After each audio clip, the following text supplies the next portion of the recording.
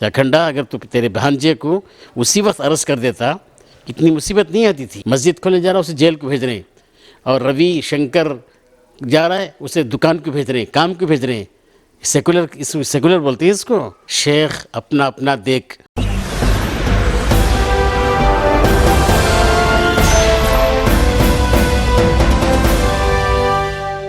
कर्नाटक के मारूफ उलमा में शुमार होने वाले मुफ्ती ज़ैनुल आबिदीन साहब इस वक्त हमारे साथ मौजूद हैं। हम इनसे ये जानने की कोशिश करेंगे कि इस वक्त रियासत में जो मिली और सियासी हालात है, खुसूसन मुसलमानों के ताल्लुक़ से जो हालात हैं, इस पर उनकी क्या राय है। जहाँ तक इनका ताल्लुक़ है वो बेंगलुरु से हैं, और बेंगलुरु के हालात बहुत ही ज़्यादा ख़राब हैं, क्योंकि केजे हल्डी और डीजे हल्डी जैसे मामलात वहाँ पर ही पेश आए थे।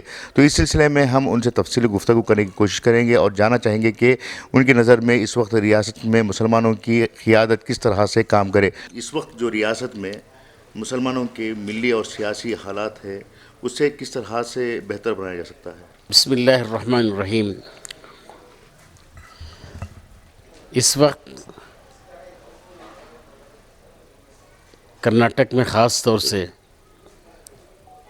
जो हालात चल रहे हैं, इसमें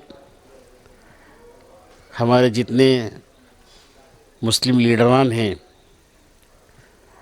वो सब एकजुट होकर छोटे मोटे जो इख्तलाफात हैं उसे ख़त्म करके जुड़कर क़ियादत में आगे आएँ, ताकि हम लोगों को सही रहबरी मिले और हमारे काम सही नहज पर चलें। हर एक के कुछ ना कुछ इख्तलाफात ज़रूर होंगे, इख्तलाफात से हमें बहस नहीं है। बाज़ों के अंदर खूबियाँ रहते हैं, बाज़ों के अंदर ख़राबियाँ रहते हैं। हमको चाहिए कि हम खूबियाँ तलाश करें, बजाय ख़राबियाँ तलाश करने की खूबियाँ तलाश करें। ख़राबियों को नज़रअंदाज करके हम अगर क़ियादत करेंगे कौम की, तो इंशाअल्लाह सुम्मा इंशाअल्लाह कौम आगे बढ़ेगी और हमको उससे बहुत फ़ायदा होगा। डीजे हल्डी और केजे हल्डी के जो मामलात पेश आए, उसमें बहुत सारे नौजवान आज भी जेलों में बंद हैं। वहाँ के जो एमएलए हैं उनकी तरफ से कहा जाता है कि वो डबल गेम कर रहे हैं। एक तरफ नौजवानों को बचाने की बात करते हैं, दूसरी तरफ से वो बी रिपोर्ट डलवाने के लिए भी तैयार नहीं है। इस पर आप क्या कहेंगे। मैं जो है तकरीबन 3 माह पहले मेरे पास अहबाब आए थे इंटरव्यू लेने के लिए। उस वक्त मैंने बार बार ये कहा था कि डीजे हल्डी केजे हल्डी के जो एमएलए हैं उनके गुज़िश्ता जीतने में उनके, हालांकि पूरे उस वक्त कारपोरेटर तय कर लिए थे कि उसे किसी तरह हराना चाहिए था, लेकिन मैं जो है उनके लिए ताउन किया। ताउन करने पर, हालांकि उनसे मुझे कुछ पैसा वैसा लेने का मसला नहीं है, खुदा न ख़ास्ता आजकल क्या समझ जाते हैं कुछ दिए होंगे कुछ लिए होंगे, वो बिल्कुल नहीं। मैं जो है एक इंसानियत के एतबार से ये किया मैं। तो उसके बाद जो है पूरे कर्नाटक से नंबर 1 उनको सीट में वोट मिले थे। उसका वोट मिलने के बाद चंद दिन अच्छे रहे। उसके बाद उनका जो भांजा जो हुज़ूर सल्लल्लाहु अलैहि वसल्लम की शान में गुस्ताखी किया, उसी वक्त उसको पकड़ लेते हैं, उसे अरेस्ट कर देते हैं। इतना बड़ा हंगामा होता ही नहीं। मैं बाकायदा अखंडा को सामने बात किया मैं ये बारे में, अखंडा अगर तो तेरे भांजे को उसी वक्त अरेस्ट कर देता, इतनी मुसीबत नहीं आती थी। तू अपने भांजे को बचा लिया, और कितने लोगों को बोलता तुम्हें सेकुलर हूँ। ये इमामत करने जा रहा है उसे जेल को भेज रहे हैं, मस्जिद खोलने जा रहा है उसे जेल को भेज रहे हैं, और रवि शंकर जा रहा है उसे दुकान को भेज रहे हैं, काम को भेज रहे हैं।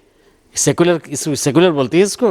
ये तो गलत है। ये सेकुलर का माना सबके साथ एक सा मामला कर रहे हैं, इनके साथ वो मामला, इनके साथ ये मामला। और जो जेलों में थे बाहर आए तो उनको महीने में 20 दिन 25 दिन कोर्टों को जाना पड़ रहा है। वो क्या कमाएंगे क्या खाएंगे उसकी कोई फ़िक्र नहीं। और फिर और भी अब तक तकरीबन 40 अंदर मौजूद हैं। वो 2-2.5 साल हो गए। अगर तुम इंटरेस्ट लेते, वाकई में सच्चा एमएलए हो, میں قوم کا ہمدرد ہوں یہ بول کر آگے بڑھ کر کام کرتے تو یہ کیوں جیلوں میں رہتے؟ تو میں کہتا ہوں اکھنڈا کو، سرینواس مورتی کو کہ وہ فوراً اسٹیپ لیں اگر آئندہ MLA بننا چاہتے ہیں تو، ورنہ آپ کو سیٹ ملنا مشکل ہے۔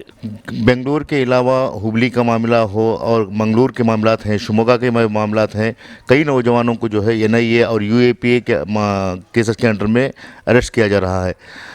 بیشتر قیادت جو ہے بنگلور میں رہتی ہے، ان کی طرف سے کسی بھی طرح کی پیش رفت نہیں ہو رہی ہے، اس پر آپ کیا؟ جیسے مشہور مقولہ ہے شیخ اپنا اپنا دیکھ، وہ چل رہا ہے کام۔ اگر واقعی ہمدردی ہوتی تو یہ سب مل کر ایک جٹ ہو کر کوشش کرتے، حالانکہ جیسے شروع میں کیے، میں انکار نہیں کر رہا ہوں، شروع میں بہت سارے MLAs مسلم قیادتیں پھر جو ہیں ہمارے ایڈوکیٹس سب جمع ہو کر شروع میں بہت کیے، اس کے بعد سب ٹھنڈے پڑ گئے۔ ابھی بھی گزارش ہے کہ سب مل کر ایک جٹ ہو کر کوشش کریں گے تو یہ قوانین ختم ہو جائیں گے اور ہمارے جو نوجوان جیلوں میں ہیں وہ باہر آ جائیں گے۔ اس کے علاوہ آنے والے اسمبلی انتخابات ہیں، بعض سیاسی پارٹیاں جو ہیں علماء کو ہائی جیک کرتے ہوئے ان کے ذریعے سے اپنی حمایت کی کوشش کروا رہے ہیں۔ میں یہ کہتا ہوں کہ ہم جب تک پوری حقیقت کو معلوم نہیں کرتے اس وقت تک کسی کی تائید نہیں کرنا چاہیے۔ تائید کرنے کے لیے ان کی پوری حقیقت کو معلوم کریں اور پھر ان سے باقاعدہ لکھاوٹ میں لے لیں کہ ہم کام کریں گے اور آئندہ آنے کے بعد ہم اس طریقے سے سب کا ساتھ دیں گے۔ واقعتاً وہ اگر کہتے ہیں تو ہم ساتھ ان کے لیے تائید کریں گے، ورنہ ہرگز تائید نہیں کرنا چاہیے۔ اذان پر پابندی عائد کرنے کے بعد مسلمانوں نے حکومت کے فیصلے کو قبول کیا اور ہر بات میں یہ حوالہ دیتے رہے کہ سپریم کورٹ کا حکم نامہ ہے، لیکن اسی سپریم کورٹ میں دوبارہ سرعزم سنوائی کے لیے نہ کبھی کسی نے کوشش کی ہے، نہ ہی اس سلسلے میں ریٹ پٹیشن دائر کرنے کی کوشش کی ہے۔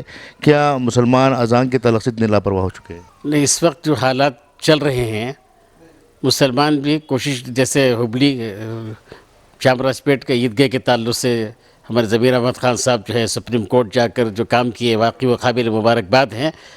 اسی طرح اگر وہ بھی اب پھر دوبارہ وہ ہمت کر کے کام کریں گے سپریم کورٹ میں، اگر وہ پھر داخل کریں گے تو مجھے امید ہے کہ اللہ تعالیٰ جو ہے کامیابی نصیب کرے گا۔ ضمیر احمد کے علاوہ جو ریاست میں بہت ساری ملی تنظیمیں ہیں، محاذ جو ہے جمعیت علماء جیسی تنظیمیں ہیں، ان کی طرف سے کبھی پیش رفت نہیں ہوئی ہے، اس پر؟ نہیں، باقاعدہ ہوئی ہے، جمعیت علماء کی طرف سے بھی کوشش جاری ہے، بلکہ دلی میں جو جمعیت علماء جو ہمارے بڑے ہیں مولانا محمود مدنی صاحب، ان سے بھی کوشش جاری ہے اور انشاءاللہ وہ وقت آئے گا کہ پھر دوبارہ اذان شروع ہو جائیں گی۔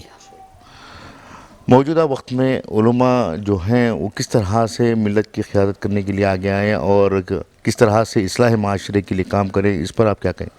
الحمدللہ ہمارے علماء کرام جگہ جگہ جلسوں میں جاتے ہیں، اصلاح معاشرے کے عنوان پر بیان کرتے ہیں اور پھر جو ہے کوشش بھی کر رہے ہیں، اور پھر جو ہے جمعیت علماء کی طرف سے اصلاح معاشرے کا عشرہ بھی منایا جاتا ہے اور یہ سب کوشش جاری ہیں، لیکن عوام الناس جو ہیں وہ ٹس سے مس ہونے تیار نہیں ہیں۔ ان کے ہاتھ میں موبائل آ گیا ہے اور موبائل میں جب دیکھو 24 گھنٹے کھانے کی بھی فرصت نہیں، کھجانے کی بھی فرصت نہیں، کب دیکھو موبائل میں ہے، مست ہیں، اور مست ہونے کی بنا پر نہ ان کو اذان کی پرواہ ہے نہ نماز کی پرواہ ہے۔ میں کہتا ہوں کہ اگر ہم لوگ جو ہیں اعمال میں لگ جائیں گے تو انشاءاللہ ثم انشاءاللہ حالات بدل جائیں گے۔ سرکار دو عالم صلی اللہ علیہ وسلم نے ارشاد فرمایا اعمالکم عمالکم، تمہارے اعمال ہی تمہارے پرائم منسٹر ہیں، وزیر اعلیٰ ہیں، پھر چیف منسٹر ہیں، گورنر، جتنے جو ہیں وہ سب ہمارے اعمال کا نتیجہ ہے۔ اس لیے میں مسلمانوں سے گزارش کرتا ہوں ہم ذرا اس وقت اعمال کی طرف متوجہ ہوں، رونا دھونا ہو، استغفار کثرت سے کریں، درود شریف پابندی سے پڑھیں اور پھر جو ہے 5 نمازوں کا اہتمام کریں۔ اس طریقے سے زندگی صحیح طور سے حضور صلی اللہ علیہ وسلم کی اخلاق کی زندگی گزار لیں گے تو میں سمجھتا ہوں کہ انشاءاللہ بہت جلد اللہ تعالیٰ انقلاب لائے گا۔ یہ تھے مولانا زین العابدین صاحب، جنہوں نے ریاست کے مختلف امور پر تفصیلی طور پر روشنی ڈالی اور ساتھ ہی ساتھ امت مسلمہ کو اپنے اعمال سدھارنے اور اللہ کی طرف رجوع ہونے کے لیے ہدایت دی ہے۔ کیمرہ پرسن ارشاد کے ساتھ مدثر احمد، انقلاب نیوز، شموگا۔